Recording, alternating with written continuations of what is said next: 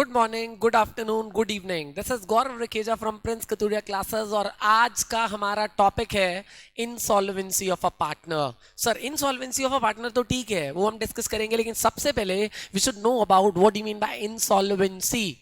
Insolvency refers to a situation where a person is unable to pay off its debts. That is, it's a situation of financial distress, burden, जहां पे उसका assets कम और liability ज्यादा, now he is not able to pay off its debts. That's the situation when insolvency occurs. इसका मतलब ये हुआ कि insolvency एक financial burden और डिस्ट्रेस है जहां पे एक person जिसका असेट्स कम है, लायबिलिटीज ज्यादा है, असेट्स से लायबिलिटीज पे ऑफ कर नहीं पा रहा है। Now what will happen if a partner of a partnership firm gets insolvent? Sir, अगर चार में से एक पार्टनर इंसॉल्वेंट हो गया तो क्या होगा? पहले बेसिक समझ लेते हैं एक बार, उसके बाद आएंगे हम टॉपिक पे। सर क्या है? सर मान लीजिए हमारे पास चार पार्टनर्स हैं, A B C and D becomes क्या? इंसॉल्वेंट। डी क्या हो गया भाई? इंसॉल्वेंट हो गया। तो सर जी, पहली बात तो ये होगी, he ceases to be the partner on the same day. He ceases to be the partner on the same day, that is, as soon as he has been adjudicated insolvent by a competent court of law. जब एक competent court of law उसको insolvent declare कर देगा, उसी दिन से he ceases to be a partner. He will no more be a क्या? Partner. अब जब एक पार्टनर इंसॉल्वेंट होता है तो सर ये सीजर्स टू बी अ पार्टनर, और जब वो सीजर्स टू बी अ पार्टनर है उसका इफेक्ट क्या होता है? उसका इफेक्ट होता है initially firm gets dissolved. Firm gets क्या? डिसॉल्व्ड। इनिशियली फर्म डिसॉल्व हो जाती है। सर इनिशियली का मतलब क्या है? इनिशियली इसलिए बोल रहा हूं कि but if the rest of the partners wish to continue with the same, अगर ए बी सी विश करते हैं कि हम कंटिन्यू कर लें तो फर्म चलती रहेगी, मतलब बाय डिफॉल्ट तो फर्म डिसॉल्व होगी। But if rest of the partners wish to continue without D तो कर सकते हैं, लेकिन D is no more a partner now. पक्की बात सर? तो डी पर्सनली इंसॉल्वेंट हो गया। जिस दिन इंसॉल्वेंट हुआ उसी दिन से पार्टनरशिप खत्म। पब्लिक नोटिस की रिक्वायरमेंट नहीं होती है इंसॉल्वेंसी के केस में। जैसे ही वो इंसॉल्वेंट हुआ, अब डी का जो एस्टेट है, जो थोड़ा बहुत एस्टेट है, जो उसकी प्रॉपर्टी है, वो फर्म के एक्ट्स के लिए लायबल नहीं होगी और फर्म डी के एक्ट्स के लिए लायबल नहीं होगी। That is there will no more be a connection between the firm and insolvent partner. Firm and insolvent partner के बीच में अब कोई भी कनेक्शन नहीं होगा। फर्म और इंसॉल्वेंट पार्टनर के बीच में अब कोई भी कनेक्शन नहीं होगा। ये बात ध्यान में रखिएगा सर। सर ये बात हमारे ध्यान में है सर कि फर्म और इंसॉल्वेंट पार्टनर के बीच में अब कोई भी कनेक्टिविटी या कनेक्शन नहीं होगा। स्ट्रेट फॉरवर्ड ही सीजर्स to be a partner as soon as he gets declared और adjudicated as insolvent. Correct sir? ये बात समझ में आ गई। अब एक और मेजर क्वेश्चन यहां पे होता है कि सर जो डी की लायबिलिटी थी उसे कौन बियर करेगा? तो हम बात करेंगे सर, आइए एक बार, what happens if a partner gets insolvent. अभी मैंने क्या बोला आपको? अभी मैंने बोला आपको ए बी सी डी। मैं आपको एक सिनॉप्सिस दिखाता हूं, आ जाइए, फिर मैं सारी स्लाइड्स आपको दिखाऊंगा जल्दी से। सिनॉप्सिस क्या है सर? आइए, सिनॉप्सिस है ये कि सर इफेक्ट्स ऑफ इंसॉल्वेंसी देख लेते हैं और फिर मैं आपको बताऊंगा कि सर अगर इंसॉल्वेंट पार्टनर का कुछ डेट था और उससे कुछ डेफिशिएंसी है, क्योंकि हो सकता है उसके स्टेटमेंट से सारा नहीं निकल पाए, और ऑब्वियसली नहीं निकल पाएगा, तभी तो इंसॉल्वेंट डिक्लेयर हुआ ना। तो जो डेफिशिएंसी है वो कौन कौन पार्टनर कैसे कैसे बियर करेगा। लेकिन first we should discuss the effects of insolvency. This is the major slide. जितनी भी स्लाइड्स मैं आपको दूंगा साथ में अटैच करूंगा, this is the major slide. What is the effect of insolvency of a partner? सबसे पहला, the insolvent partner can not continue as a partner same day. जैसे ही वो एडजुडिकेट हुआ इंसॉल्वेंट, जैसे ही वो डिक्लेयर हुआ insolvent, he can not continue as a क्या? पार्टनर। दूसरा, he will cease to be a partner from the very date on which the order of adjudication has been made by a competent court of law. जिस दिन एक competent court of law ने ये order दिया कि now you are insolvent, now you cannot continue as a partner, आप as a partner continue नहीं कर सकते। ठीक है सर?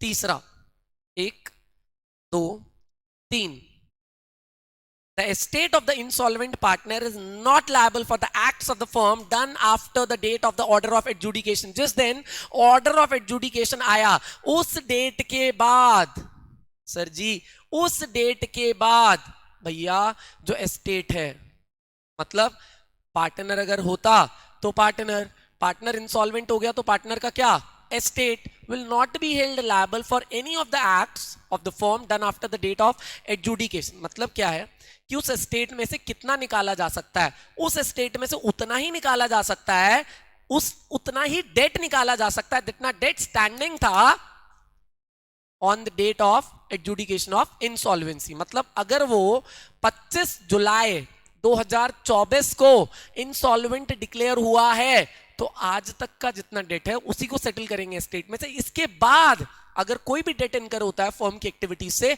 उसके लिए the state of the insolvent partner will not be held liable. पक्की बात सर, गेटिंग इट? यस. उसके बाद अब वाइसा वर्सा भी है कि सर जब फर्म के एक्ट्स के लिए state of the insolvent partner liable नहीं होगा तो इंसॉल्वेंट के एक्ट के वजह से फर्म भी लायबल नहीं होगी after the date of adjudication of insolvency. And last but not the least, ordinarily but not invariably the insolvency of a partner results in dissolution of the firm. Generally, not absolutely, generally insolvency hoti hai firm ki, but the partners are competent to agree amongst themselves that the adjudication of the partner as insolvent will not give rise to dissolution of the firm. kyunki agar rest of the partners agree karte hain to they can continue the firm and they will stop the dissolution of the firm because they wish, wo chahte hain ki firm chalti rahe to chalti rahegi. ab masla ye hai sir कि मान लीजिए ए, B, सी और D इन्होंने पे करना है कितना, 4 लाख, 4 लाख रुपए पे करना है. बहुत अच्छी बात है सर, मजा आ गया. 4 लाख रुपए पे करना है और सर जी ये 4 लाख रुपए में चारों का शेयर कितना है, 1 लाख ईच. तो मतलब डी जो इंसॉल्वेंट हुआ उसको भी कितना पे करना था, 1 लाख पे करना था. अभी वो इंसॉल्वेंट हो गया और इंसॉल्वेंसी की डेट पे जो उसका डेट था वो था 1 लाख रुपए. अब उसका एस्टेट को क्या किया जाएगा, लिक्विडेट किया जाएगा. उसका एस्टेट को किया जाएगा liquidate.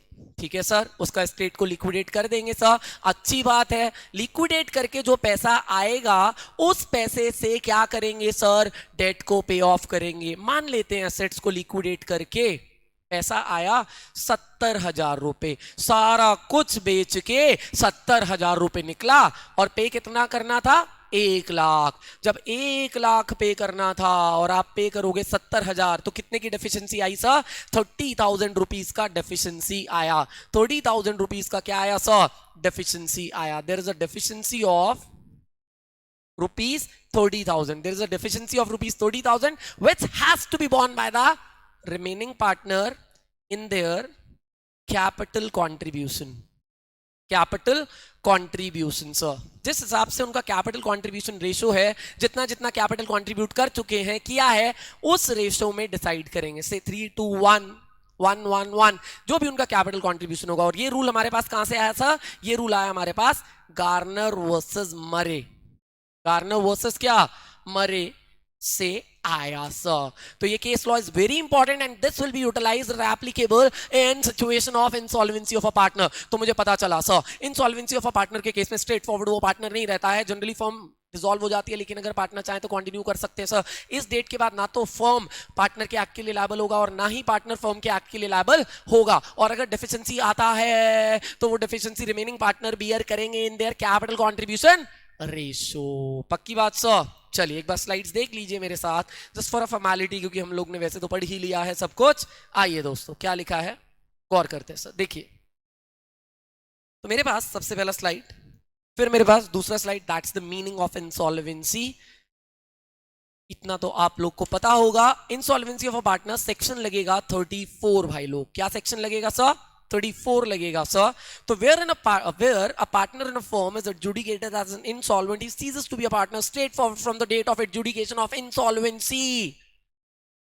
Where under a contract between the partners the firm is not dissolved by adjudication of a partner as an insolvent, the estate, अभी वही है, estate liable नहीं होगा, बार बार वही बोल. और अगर फर्म ही डिसॉल्व हो गई तो बात ही खत्म, फिर तो कोई काम ही नहीं होगा ना, एक दूसरे के काम के लिए लायबल ही कैसे होंगे. तो मैंने बोला initially firm will get dissolve, लेकिन अगर partners wish to continue with the same they can continue for the same. ठीक है. इंसॉल्वेंसी ऑफ अ पार्टनर, ये सब कुछ वही लिखा हुआ, पब्लिक नोटिस नहीं चाहिए, फर्म कंटिन्यू रह सकती है, वो सेम डे से ही पार्टनरशिप खत्म हो जाएगा. सो मोस्ट इंपॉर्टेंट स्लाइड जो था, जो सबका क्रक्स था, वो मैं सबसे पहले आपको दिखा दूं. एरो एरो एरो एरो जो बना रहता है, दैट्स इट. ठीक है सर, डन.